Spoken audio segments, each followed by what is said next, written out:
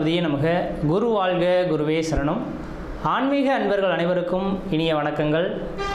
நம்ம இந்த வீடியோ மூலமாக 2025ஆம் ஆண்டிற்கான செப்டம்பர் மாத ராசி பலன்களை பார்க்க இருக்கிறோம். இந்த செப்டம்பர் மாத ராசி பலன்களை பார்ப்பதற்கு முன்பாக இந்த செப்டம்பர் மாத காலகட்டத்தில் நடக்கக்கூடிய முக்கியமான நிகழ்வுகளை தனி வீடியோ தொகுப்பில் கொடுக்கலாம் அப்படின்ற நோக்கத்தோடு இந்த வீடியோ தொகுப்பை பொது மக்களுக்காக அனைத்து ராசிக்காரர்களுக்கும் பொதுவான பலன்களாக இந்த விளக்கத்தை தனி வீடியோவாக கொடுக்கலாம் அப்படின்னு நினைக்கிறேன். இந்த செப்டம்பர் மாதம் 2025 பார்த்தோம் அப்படின்னாக்கா முக்கியமான ஒரு நிகழ்வு, கிரகணங்கள் தோஷம் ஏற்படக்கூடிய காலகட்டங்கள் இந்த மாதத்தில் உதயமாகுதுங்க. அதாவது கிரகண காலகட்டங்கள் அப்படின்னு பார்த்திங்கன்னா செப்டம்பர் மாதம் 7ஆம் தேதி அன்று பார்த்திங்கனாக்கா சந்திர கிரகணம் நிகழ இருக்குது. அப்போ ராகுவினால் ஏற்படக்கூடிய இந்த சந்திர கிரகணமானது அன்று இரவு 9:56 மிட்நைட்டில் 1:26 இந்த காலகட்டம் வரலும் சந்திர கிரகணமானது அன்றைக்கி நிகழ இருக்குது. இது பூரணமான சந்திர கிரகணம் அப்படின்னு பார்த்தோம் அப்படின்னாக்கா முழுமையான சந்திரகிரகணம் பிடிபட்ட காலகட்டங்கள் எப்பொழுது அப்படின்னாக்கா தொடங்கக்கூடிய காலகட்டம் 9:56 தொடங்கி 1:26 மிட்நைட்டில் சந்திர கிரகணமானது முடிய போகுது. அதில் முழுமையான பவர்ஃபுல்லாக அந்த கிரகணம் ஏற்படக்கூடிய காலகட்டம் எப்படின்னு பார்த்திங்கன்னா இரவு 11 12:23 வரலும் முழுமையான சந்திர கிரகணமாக தெரிய போகுது. இது இந்தியாவில் தெரிய போகுது. இதுக்கு முன்பாகலாம் நடந்த கிரகணங்கள் பார்த்திங்கன்னா போன வருடத்தில் நடந்ததெல்லாம் வெளிநாடுகளில் நடந்ததுனால நமக்கு எதுவும் பாதிப்புகள் இல்லை. ஆனால் இந்த சந்திர கிரகணம் மட்டும் இந்த காலகட்டத்தில் இந்த மாதத்தில் மட்டும் நம்ம இந்தியாவில் தெரியக்கூடிய ஒரு கிரகணமாக இருக்க போகுது. அப்போ இந்தியாவில் நடக்கக்கூடிய இந்த கிரகணமாக இருக்கிறதுனால பொதுமக்கள்கள் கொஞ்சம் கவனமாக இருக்கக்கூடிய ஒரு காலகட்டங்கள் அப்படின்ற சொல்லலாம். எப்போல்லாம் கிரகண தோஷங்கள் ஏற்பட போகுதோ, எந்த இடத்தில் நிகழுதோ, அதாவது எந்த நாடுகளில் நிகழுதோ அந்த நாடுகளுக்கு ஒரு சில பாதிப்புகள் வரும்ன்றிருக்குதுங்க. அப்போ ராகு பகவான் கும்பத்தில் நின்று கும்பத்தில் இருக்கக்கூடிய ராகுவோட சந்திரன் இருந்து ராகு கிரகஸ்த சந்திர கிரகணமாக இந்த வருடம் செப்டம்பர் மாதம் 7ஆம் தேதி தொடங்க போகுது. இது பொதுமக்களுக்கு ஒரு சில பாதிப்புகளையும் கொடுக்க, ஒரு சில நட்சத்திரங்களுக்கு யோகங்களும் கொடுக்க போகுது. அதில் முக்கியமாக பார்த்திங்கன்னா கர்ப்பிணி பெண்கள், இந்த கர்ப்பிணி பெண்கள் இந்த நேர காலகட்டத்தில் கண்டிப்பாக வீட்டை விட்டு வெளியே வராமல் இருக்கிறது நல்லாயிருக்கும். சந்திர கிரகணம் இரவு நேரத்தில் நடைபெறதுனால பெரிய லெவலில் பாதிப்புகள் இருக்காது மக்களுக்கு. ஏன்னா அந்த நேரத்தில் மக்கள் அனைவருமே வீட்டு உள்ளதாக இருப்போம். முக்கியமாக இந்த நேரத்தில் கர்ப்பிணி பெண்கள் மிக மிக மிக கவனமாக இருக்கக்கூடிய காலகட்டங்கள்.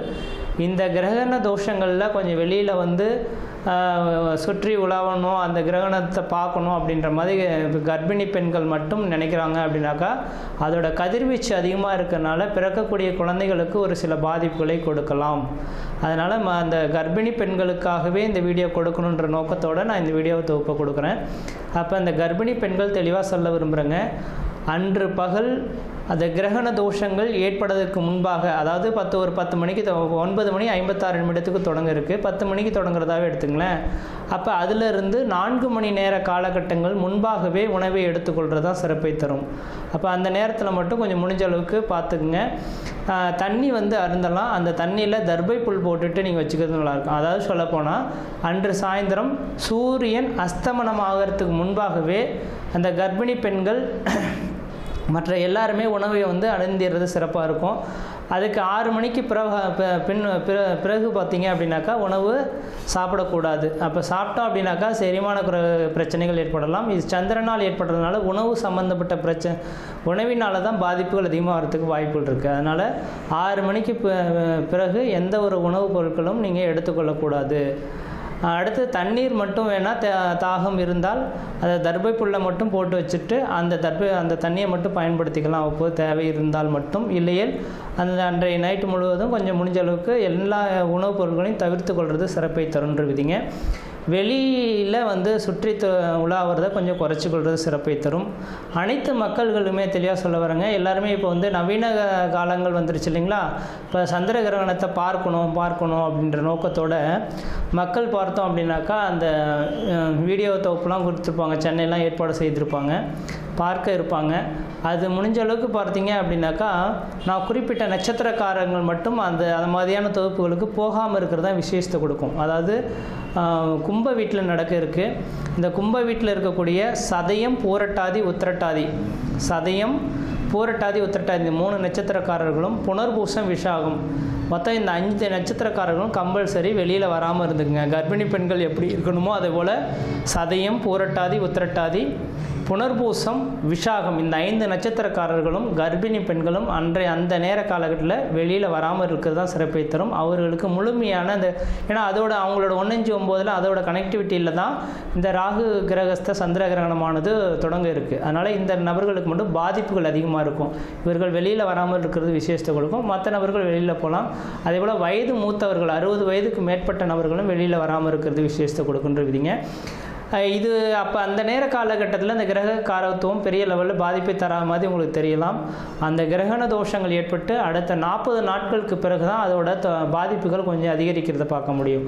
இப்போ உடல் ரீதியான தொந்தரவுகளை ஏற்படுத்தலாம். உணவு குழாய் சம்மந்தப்பட்ட பிரச்சனைகள் இந்த நபர்களுக்கு வரலாம். அதனால் கொஞ்சம் கவனமாக இருங்க.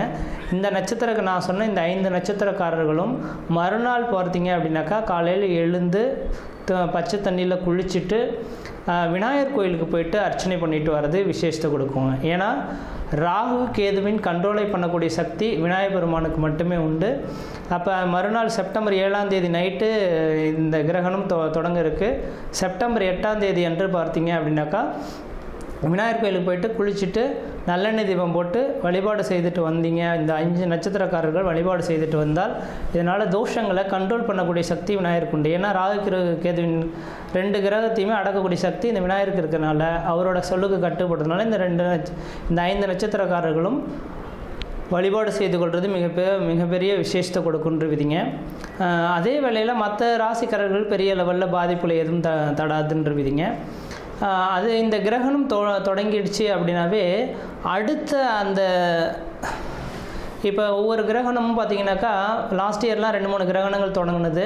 ஆனால் இந்தியாவில் தெரியலை, அதனால் நமக்கு பாதிப்பு இல்லை.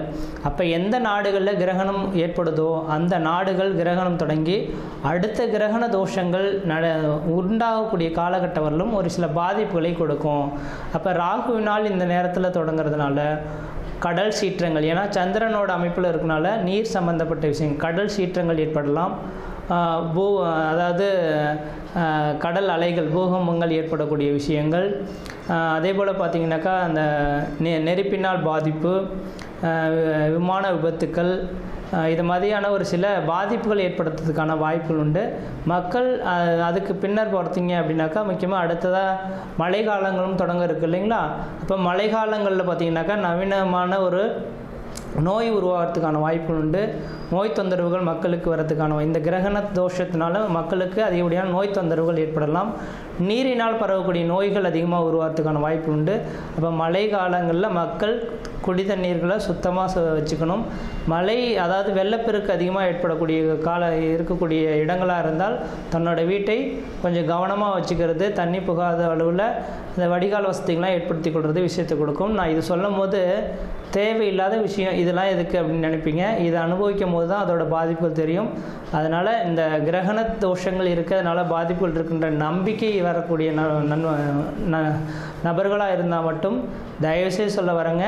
அடுத்து கரெக்டாக இப்போ செப்டம்பர் 7ஆம் தேதி இந்த கிரகண தோஷம் ஏற்படுது. அதுலேருந்து 40 நாட்கள் அப்படின்னாவே அடுத்து கரெக்டாக மழை காலங்கள் தொடங்கக்கூடிய காலகட்டமாக இருக்கும்.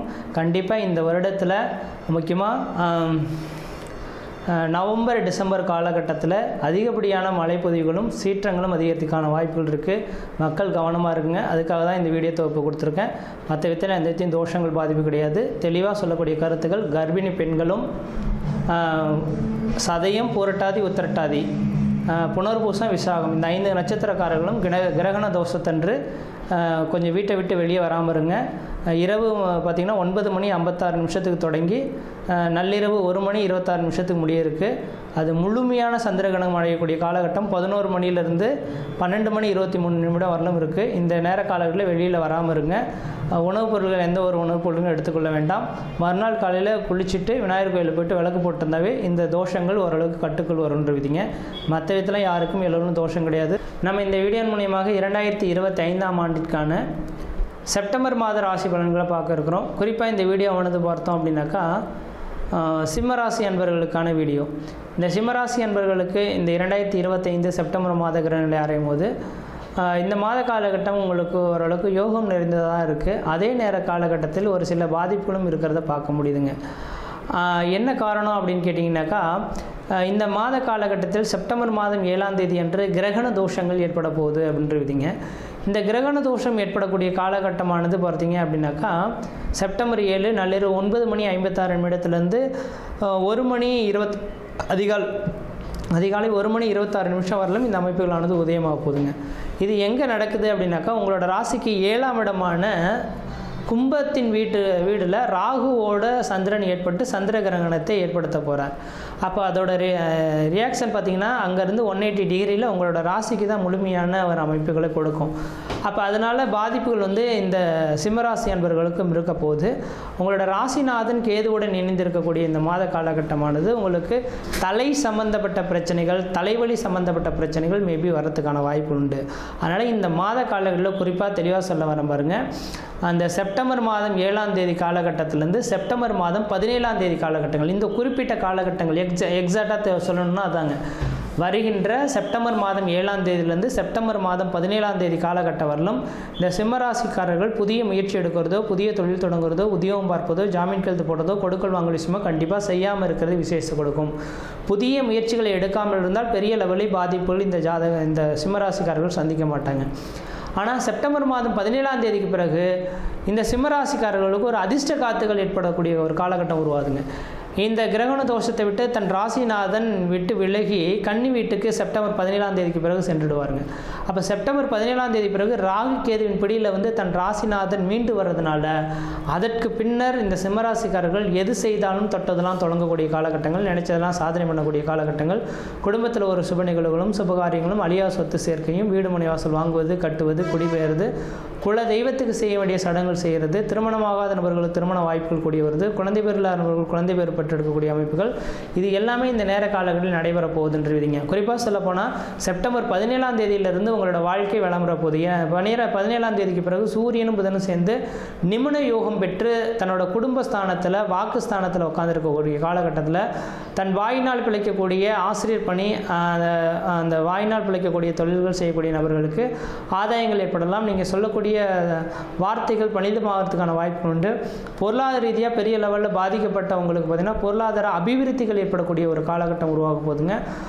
பொருளாதார ரீதியாக பார்த்தீங்கன்னாக்கா கடன் பிரச்சனையில் சிக்கி தவிச்சிட்ருக்கேன் சார், எனக்கு இந்த கடனை எப்போ தான் முற்றுக்கு வரும்னு நினச்சிட்ருக்கேன் அப்படின்னு காத்திருக்கக்கூடிய நபர்களுக்கு, ஒருவேளை லோன் போட்டு கடன் அடைக்கலாம் அப்படின்னு எதிர்பார்க்கக்கூடிய நபர்களுக்கு இந்த மாத காலகட்டத்தில் லோனுக்கு என்றைக்கோ ஒரு நாள் போய் அப்ளை பண்ணிட்டு வந்திருப்பீங்க, அது லோன்லாம் கிடைக்காது அப்படின்ற மாதிரி கூட விட்டுருப்பாங்க. ஆனால் இந்த நேர காலகட்டத்தில் பார்த்தீங்கன்னா திடீர்னு எப்போ உங்களுக்கு லோன் சேங்ஷன் ஆகிருக்கு, நீங்கள் எடுத்துக்கிறீங்களா அப்படின்ற மாதிரி டக்குன்னு ஃபோன் பண்ணுவாங்க. அப்போ பெரிய கடன்களை அடைக்கிறதுக்கு ஏதோ ஒரு இடத்துல பெரிய லெவலில் லம்ப் அமௌண்ட் கிடைக்கிறதுக்கான வாய்ப்பு உண்டு. இது கடன் வாங்கி அடைக்கிறதுக்காக மட்டும் சொல்லவில்லை, ஒருவேளை பூர்வ புண்ணிய சொத்து சுகங்களை விற்று அதன் மூலிமா பலன்களை எதிர்பார்க்கலாம். ஏதோ ஒரு விதத்தில் இந்த மாத காலங்களில் பணம் பல வழியிலிருந்து உங்களோட வீட்டின் வாயில் கதவை தட்டக்கூடிய காலகட்டம் உருவாகுதுங்க.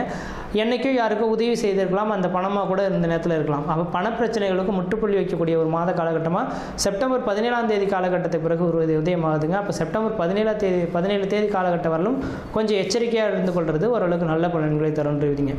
அதே போல் ராசிக்கு பார்த்தீங்கன்னா 11ஆம் இடத்துல இந்த குரு பகவான் உட்காந்துருக்காரு. இந்த சிம்ம ராசிக்காரர்களுக்கு முதல் தரமான யோகாதிபதினா குரு பகவான். அப்போ இந்த குரு பகவான் 11ஆம் இடத்துல இருந்து பார்த்தீங்க அப்படின்னாக்கா தன்னோட 5ஆம் இடத்தை பார்க்குறாரு. வெகு நாட்களாக குழந்தை பேரே இல்லையே அப்படின்னு காத்திருக்கக்கூடிய நபர்களுக்கு குழந்தை பேர் தரிக்கக்கூடிய ஒரு காலகட்டமாக இந்த மாதம் உதயமாக போகுதுங்க. குழந்தை செல்வங்கள் பெற்றெடுத்த குழந்தை செல்வத்தினால மதிப்பு, மரியாதை, கௌரவம், அந்தஸ்து, புகழ் உருவாகக்கூடிய காலகட்டங்கள், பிள்ளைகளுக்கு திருமணமே ஆகலன்னு காத்திருக்கக்கூடிய நபர்களுக்கு குழந்தை பேர்களும், திருமணமாகாத நபர்களுக்கு திருமண வாய்ப்புகளும் ஏற்படுறதுக்கான ஒரு வாய்ப்பு காலகட்டங்களாக இந்த மாதம் உதயமாக போகுதுங்க. அதே போல் உங்களோட ராசிக்கு 7ஆம் இடத்தை குரு பகவான் பார்க்கறனால சமுதாயத்தில் உங்களுக்கு ஒரு உயர்ந்த பொறுப்புகளும் மதிப்பு மரியாதைகளும் கிடைக்கக்கூடிய ஒரு காலகட்டம் உருவாக போகுது. திருமணமாகாத நபர்களுக்கு திருமண வாய்ப்புகள் கூடி வரதுக்கான வாய்ப்புகள் இருந்துகிட்ருக்கு. 3ஆம் இடமான முயற்சி ஸ்தானத்தை குரு பகவான் பார்க்க இருக்கனால உங்களோட இளைய சகோதரத்துக்கும் உங்களுக்கு ஒரு இணக்கமான சூழல்கள் ஏற்படலாம். அப்போ இளைய சகோதரத்தினால யாருக்கா ஏதாவது பிரச்சனைகள் இருந்தால் அவங்களுக்குள்ளார ஒரு சமூகமான உறவுகள் ஏற்பட்டு அது பலப்படுறதுக்கான வாய்ப்புகள் இருந்துகிட்ருக்கிறதுக்கான வாய்ப்பு உண்டு. இந்த மாத காலகட்டத்தில் எனக்கு இது நடந்தால் நல்லா இருக்குமே அப்படின்னு எதிர்நோக்கி காத்திருக்கக்கூடிய இந்த சிம்மராசி என்பவர்களுக்கு இந்த மாத காலகட்டமானது ஒரு சில நீங்கள் செய்யக்கூடிய முயற்சிகள்னால திடீர் அதிர்ஷ்டங்களும் திடீர் பணவரங்களும் ஏற்படக்கூடிய காலகட்டமாக இருந்துட்டு விதிங்க. அப்போ தெளிவாக சொல்ல போனால் இந்த சிம்மராசி அன்பர்களுக்கு இந்த செப்டம்பர் மாத கிரக நிலை ஆறும்போது முதல் 17 நாட்கள் கொஞ்சம் எச்சரிக்கையாக இருங்க. முதல் 17 நாட்களுக்கு பிறகு நீங்கள் செய்யக்கூடிய காரியங்கள் சாதனைக்கான ஒரு அமைப்புகளை தருன்ற விதிங்க.